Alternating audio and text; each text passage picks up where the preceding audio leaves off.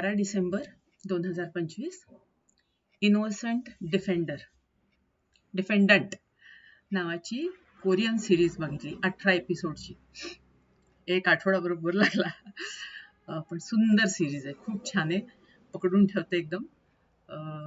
आणि कामं पण सगळ्यांनी सुंदर केली. थोडक्यात एक पार्क युंजू नावाचा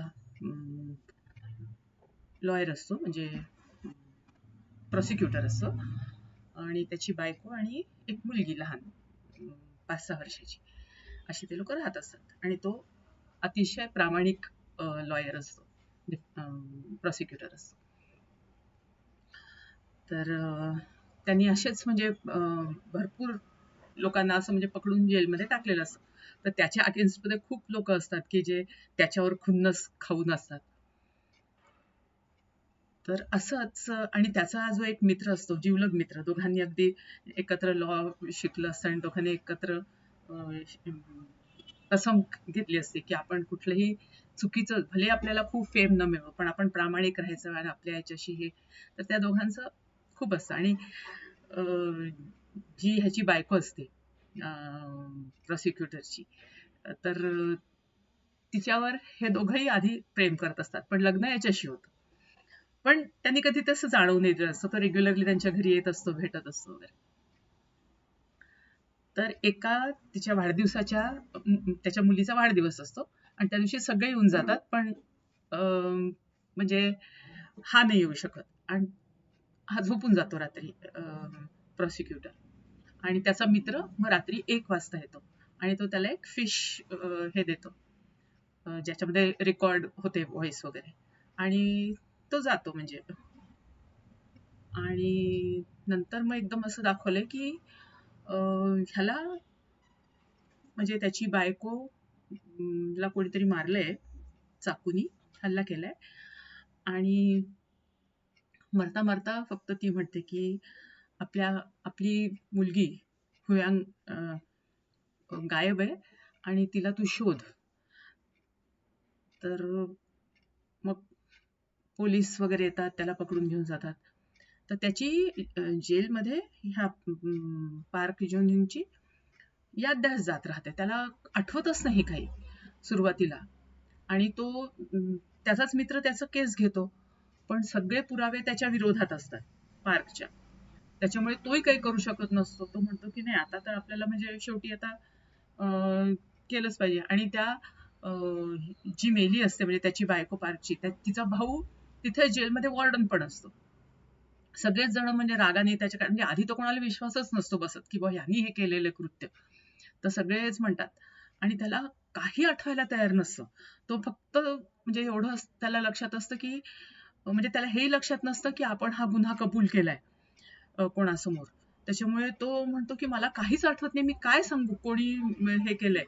पण मी मारलं नाही, मी माझ्या बायकोला का मारीन, मी माझ्या बायकोवर किती प्रेम करत होतो, माझ्या मुलीवर किती प्रेम आहे. आणि मग तिथेच त्याला म्हणजे लक्षात येतं की आपल्या मुलीला कोणीतरी, म्हणजे सगळे म्हणतात की ती मुलगी पण सापडत नाहीये, तर म्हणजे दोघांनाही मारून टाकलंय ह्यानी, असा त्याच्यावर आळ येतो. आणि त्या मुलीला पेटीमध्ये बंद करून ह्यानी कुठेतरी पुरलंय, असं त्याच्यावर तो आळ असतो. कारण दोघंही म्हणजे हिचं तर प्रेत सापडतं बायकोचं, पण मुलीचं प्रेत सापडत नाही. आणि ती कुठे गायब आहे हे काय. आणि पूर्ण सीसीटीव्ही फुटेजमध्ये हा सुटकेस घेऊन रात्रीच्या वेळेस गाडीतनं जाताना वगैरे दिसलाय. त्याच्यामुळे मग सगळेच म्हणजे पुरावे त्याच्या विरुद्ध असतात. जो चाकू सापडतो त्याच्यावरही याचे बोटांचे ठसे असतात, त्याच्यामुळे मग याला जेल झालेली असते. पण हळूहळू अशा काही घटना घडत जातात की त्याला मग एक एक गोष्ट लक्षात येते. आता एकदा तो मारापिटी करतो तर त्याला एका कोठडीत टाकतात. तर त्यावेळेस त्यांनी काहीतरी खरडून तिथे लिहिलेलं असतं. मग त्याच्यातल्या काही गोष्टींच्या संदर्भात त्याला लक्षात येतं. आणि त्याच्या बरोबर जे रूम पार्टनर्स असतात तेही चांगले असतात, तेही त्याला खूप मदत करत असतात. आणि मग असं करत करत थोडं करत त्याला मग सगळं आठवतं. तर ऍक्च्युली एक हा असतो चामिनो ग्रुपचा एक मोठा डायरेक्टर असतो आणि त्याचे 2 मुलं असतात. तर त्याच्यातला जो लहान मुलगा असतो चामिनो नावाचा, तो वाया गेलेला असतो आणि तो खूप गुन्हे करत असतो लोकांना, म्हणजे मारणं वगैरे प्रकार. तर त्या चामिनोच्या मागे हा ऑलरेडी असतोच पार्क. कारण त्यांनी एका माणसाला म्हणजे मारताना ह्यांनी बघितलं असतं आणि त्याचे म्हणजे कालेकर्तृत्व पण माहिती असतात. आणि तेच करताना, पाठलाग करताना एकदम अचानक एक दिवस न्यूज येते की तो दुसरा जो त्याचा भाऊ आहे, जो डायरेक्टर असतो कंपनीचा, की त्यांनी आत्महत्या केली उडी मारून. तर असे बरेच घटना अशा घडतात की पार्कला त्याच्यावर हे झालेलं असतं, म्हणजे शक झालेलं असतो की ह्यानी आपल्या भावाला मारलं. आणि ते दोघं जुळे भाऊ असतात, जे चामिनो ग्रुपचे जे चेअरमॅनचे जे मुलं असतात दोघं, त्याच्यातला एक जो डायरेक्टर असतो, ते दोघे जुळे भाऊ असतात. आणि हा चामिनो नालायक असल्यामुळे वडील त्याला काहीच हे करत नसतात आणि लहानपणी त्यांनी खूप फटकार पण खाल्ली असते, त्याच्यामुळे तो आणखीन हिंसक झालेला असतो. तर त्यांनी आपल्या भावालाच मारलं असतं, डायरेक्टरला.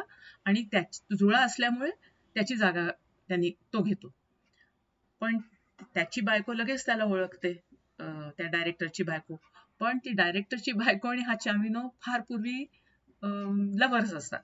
आणि नंतर असे काही इन्सिडेंट्स होतात की तिचे वडील म्हणतात की तू त्या डायरेक्टरशीच लग्न कर, चामिनो बरोबर राहून तुला काही मिळणार नाही.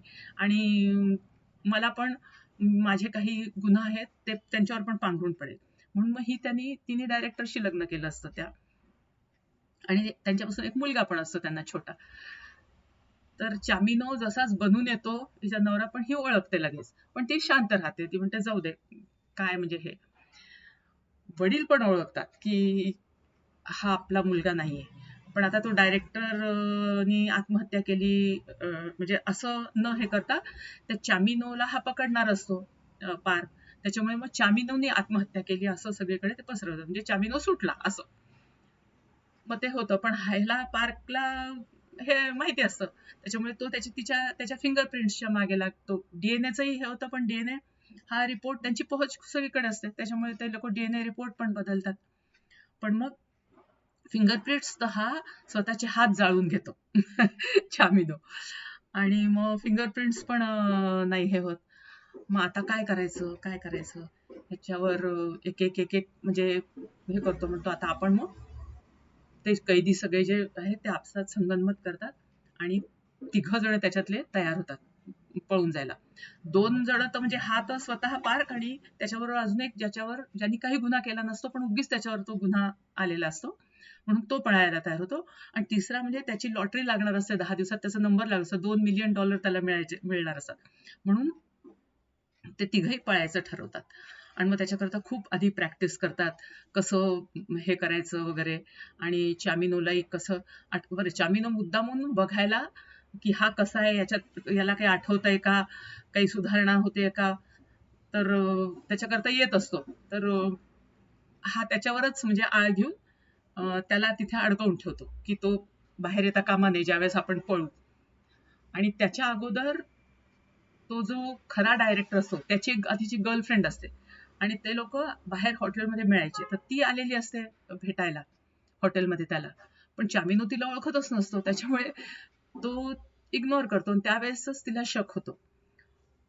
पण तो तिच्याशी म्हणजे अरे आपण खूप दिवसांनी भेटलो वगैरे वगैरे, म्हणजे त्याला जेव्हा लक्षात येतं की हिला शंका येते की आपण तो डायरेक्टर नाहीये, आपण चामिनो आहोत, म्हणून तो ऍक्टिंग करतो आणि तिला आपल्या फार्म हाऊसवर घेऊन जातो. तो म्हणतो नाही नाही मला आता आठवलं, सॉरी सॉरी, खूप दिवसांनी आपण भेटलो ना म्हणून वगैरे. आणि तो तिचा तिथे मर्डर करतो. आणि मग ते प्रेत तिथेच एका याला पुरतो जंगलामध्ये. हे सगळं करण्यामध्ये त्याचा जो एक लॉयल माणूस असतो, तर तो मुलगासा तो मदत करत असतो. आणि इकडे ह्या जेलमध्ये एक मुलगा असतो, जो पार्कला खूप मदत करत असतो. मग त्याच्याकडनंच ह्याला कळतं, पार्कला, की ह्यानी त्या मुलांनी आपल्याला गुंगीचं औषध दिलं असतं, झोपेचं औषध दिलं असतं आणि आपल्या मुलीला किडनॅप केलं असतं आणि स्वतःकडे ठेवलं असतं. त्याच्याकरता चामिनोने त्याला त्याच्या घरासमोरच त्याला फ्लॅट घेऊन दिला असतो. आणि आता आणि ते करण्यामागे का, कारण त्याची बहीण आजारी असते आणि त्याच्याकरता, त्या आजाराकरता तो सगळं ऑपरेशन करता खर्च करणार असतो, तिची सगळी देखभाल. पण त्याची बहीण मरून जाते, काही होत नाही म्हणजे ट्रीटमेंट तिची प्रॉपर. तर मग हा म्हणतो की आता मी हिलाच, म्हणजे त्याचं मन मग वळतं, तो म्हणतो ह्या लोकांचं, दुष्ट लोकांचं मी साथ नाही देणार, म्हणून तो पार्कला सगळं सांगतो खरं. आणि तर त्याला मग हे लोक म्हणजे मारतात जेलमध्ये, आणि त्यांनी आत्महत्या केली असं भासवतात. म्हणजे त्या गर्लफ्रेंडलाही मारलेलं असतं, हिलाही मारलेलं असतं. मग ह्या सगळ्यामध्ये तो एक दुसरा त्याचा असिस्टंट चामिनोचा असतो. तर मग पार्क जेव्हा पळून जातो तेव्हा पोलीस नॅचरली त्याच्या मागे लागतेच, पण हे लोक सगळेच जण त्याला मदत करतात लपायला आणि हे करायला. आणि मीनवाईल त्याच्या म्हणजे त्या मेहुण्याला पण विश्वास झालेला असतो की पार्कने काही केलेलं नाहीये, चामिनोच कल्प्रिट आहे म्हणून. आणि मग एक नवीन तरुण मुलगी असते जी लॉयर होऊ पाहत असते, म्हणजे झालेली असते, पण म्हणजे चांगल्या केसेस करता, तर तिला पार्कने पुष्कदा गाईड केलेलं असतं. मग ती ह्या सगळ्यांच्या मदत करते. आणि मग शेवटी हे लोक, एक आणि माणूस त्याचा ड्रायव्हर असतो जो पार्कचा खबरी असतो. मग तो असं छोट्या छोट्या गोष्टी सगळ्या पार्कला कळवत असतो.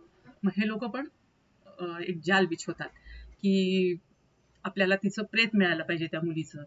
तर मग खोटाच ऍडव्हर्टाईज दाखवतात की अशा अशा ठिकाणी या मुलीचं केस उघडली आहे, आणि आता म्हणजे तिचं प्रेत सापडलंय वगैरे असं. तर तो मुलगा जातो तिथे, कारण असं कसं सापडलं, म्हणजे मी इतकं चांगलं हे करत, आणि तो म्हणजे पकडला जातो. मग हे लोक त्याला पकडतात आणि मग त्याच्याकडनं सगळं खरं वदवून घेतात. तो आधी दाद देत नाही, पण मग हा त्याला खूप समजवतो की चामिनो कसा आहे, तो फक्त आपलं काम काढल्यानंतर तुला बळीचा बकरा बनवेल. तू स्वतःवर सगळे आरोप घेतलेस की तो परत मोकळा पाप करायला, आणि तो काही करणार नाही तुझ्यासाठी. तर मग हा पण बयान द्यायला तयार होतो. त्याच्यानंतर ह्याचा जो दोस्त असतो तो पण म्हणतो की मी आणि यांनी जेव्हा मारलं असतं बायकोला, पार्कच्या बायकोला, चामिनोने, तर तेव्हा त्याच्याही हाताला जखम झाली असते आणि त्या सुऱ्यावर त्याचं रक्त लागलेलं असते. तर पार्कनी तो सुरा लपवून ठेवलेला असतो एका ठिकाणी. आणि का त्यांनी स्वतःवर आळा घेतला असतो की मीच बायकोला मारलं आणि माझ्या मुलीला गाडून ठेवलं बॉक्समध्ये, कारण चामिनो धमकी देतो त्याला की तू जर स्वतःवर हा गुन्हा घेतला नाही तर तुझी मुलगी तुला जिवंत सापडणार नाही. म्हणजे आपल्या मुली करता त्यांनी आधी कबूल केलं असतं, पण त्याच्यानंतर तो सगळं विसरून गेला असतो, विस्मृतीत गेलं असतं सगळं त्याच्या. आणि मग हे सगळं तो कोर्टासमोर सांगतो. सगळे विचारतात मग तुम्ही आधी का गुन्हा कबूल केला, तर मग तो सगळं सांगतो. मग शेवटी तरी हा नखरे करतच असतो चामिनो, की म्हणजे आता शेवटी काय करणार, सगळेच त्याच्या विरोधात चालले, पुरावे देतात ते, आणि म्हणजे हे पण देतात ते की बयान पण देतात ते. तर मग आता काय करायचं, तर मग त्याचा एक वकील सांगतो की तुम्ही मेंटली अफेक्टेडचं हे करा, ऍक्टिंग करा, की डोक्यावर परिणाम झालाय आणि त्याच्यामध्ये मी काही पण बडबड करतो वगैरे. आणि त्याला पकडतात कुठून, तर हा पळून जायचं तयारी करत असतो, तो, त्याची बायको, मुलगा देशाच्या बाहेर. मग बायको साथ देते ह्याची, पार्कची, आणि त्याला फोन करते की आम्ही आता जातोय असं. तर मग त्याला विमानाच्या ह्याच्यातूनच अरेस्ट केलेलं असतं, आणि मग त्याच्यावर हा खटला चालू असतो, सगळेजण आणि पुरावे देत असतात. आणि मग शेवटी त्याचं नाहीच, मग तो मेंटली अफेक्टेड आहे, मग त्याच्यात त्या यालाही मॅनेज केलेलं असतं ज्यांनी त्याच्या मेंटल याचं डॉक्टरला. तर हा पार्क म्हणत असतो की आपण दुसरे अजून बघू त्याचे मेंटल टेस्ट. तर जज म्हणतो नको, त्याला अजून त्रास नको द्यायला वगैरे, असं चालू असतं. पण मग शेवटी त्याची बायको कोर्टात येते आणि मग ती सगळं पहिलेपासून सगळं सांगते, आणि सांगते की हाच चामिनो आहे, यांनीच आपल्या भावाला मारलं आणि त्याच्यानंतर किती खून केलेत त्यांनी, ते तुम्हाला तुमच्याकडे लिस्ट आहेच. आणि तो आधी असा नव्हता, असा का झाला, थोडंसं वडिलांच्या याच्यामुळे येते, आणि मग तो अजून, आणि माझं लग्न झालं त्याच्या भावाशी, तर त्याच्यामुळे तो आणखीनच हे झालं. पण त्याच्यानंतरही त्यांनी गुन्हे काही थांबवले नाहीत, त्याच्यामुळे आणि म्हणे मग आता तुम्ही का देताय त्याच्या, तुम्हाला जर आधीच कळलं होतं की आपल्या नवऱ्याला मारलंय आणि हा जामीन आहे, तर तुम्ही मग इतके दिवस शांत का राहिल्या? तर म्हणे मी शांत राहिली, मला वाटलं फरक पडेल, पण आता मी याच्याकरता हे करते की मला नाही वाटत की माझा मुलगा एखाद्या खुन्याचा मुलगा ठरावा, म्हणून मी बयान देते. मग झालं, मग केस हे होते, मग त्याला कोठडी होते आणि मग सगळेच जण आपापले बाकीचे जे आधीच्या पार्क बरोबर जे जेलमध्ये असतात सगळे, ते पण सुटलेले असतात कुठल्या ना कुठल्या कारणाने वगैरे. कोणी सरेंडर केलं असतं, कोणाचे 1-2च वर्ष राहिले असतात ते सुटतात, कोणी आपला बिझनेस सुरू केला असतो ज्याला मिलियन लॉटरी लागलेली असते, आणि एक डॉक्टर असतो, तर त्यांनी नसतं काही केलं तरी त्यांनी आपल्या बायकोच्या मृत्यूचा इल्जाम स्वतःवर घेतला असतो, मग ती केस त्या मुलीनी लढलेली असते, म्हणजे असे सगळे मग सुटतात. आणि मग पार्क म्हणतो की आता पुन्हा मला कोणीही जेलमध्ये दिसता कामा नये, आपली भेट अशी होता कामा नये. आणि मग दाखवले की तो परत आता मोठ्या पोस्टवर गेलाय आणि जे असेच जामिनोसारखेच गुन्हेगार असतात त्यांना पकडायला पुन्हा सज्ज आहे. तर त्याच्यामुळे म्हणजे मी एकदम शॉर्टमध्ये सांगितलेलं आहे. 18 एपिसोडचं सुंदर सुंदर प्रेझेंटेशन, कुठेही लूप होल नाही, काही नाही, कंटिन्युटी, आणि आपल्याला एकदम टाईटली बांधून ठेवतं. सुंदर सिरीज आहे, मला खूप आवडली.